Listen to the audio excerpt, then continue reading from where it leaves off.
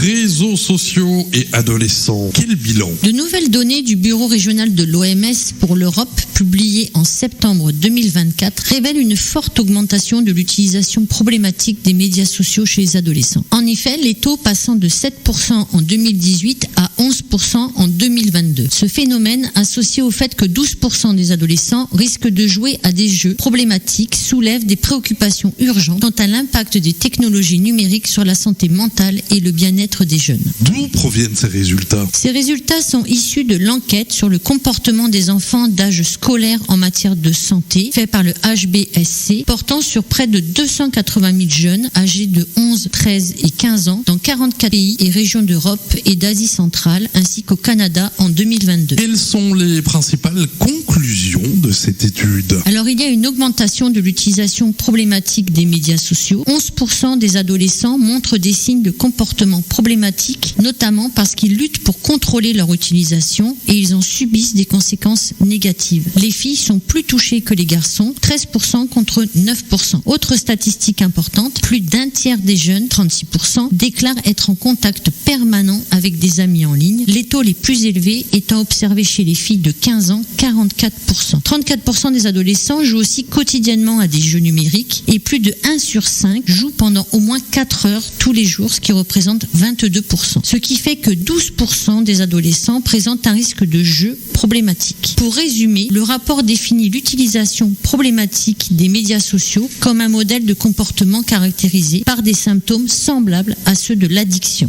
Il s'agit notamment de l'incapacité à contrôler l'utilisation, de la sensation de sevrage ou de privation lorsque on ne les utilise pas. L'abandon aussi des autres activités, ainsi que de l'expérience des incidences négatives d'une utilisation excessive dans la vie quotidienne. Elle peut ainsi entraîner un manque de sommeil et des heures de coucher plus tardives, et donc un bien-être mental et social menacé. Merci Fabienne pour cette chronique, on se retrouve très vite pour la suite. Atax Radio.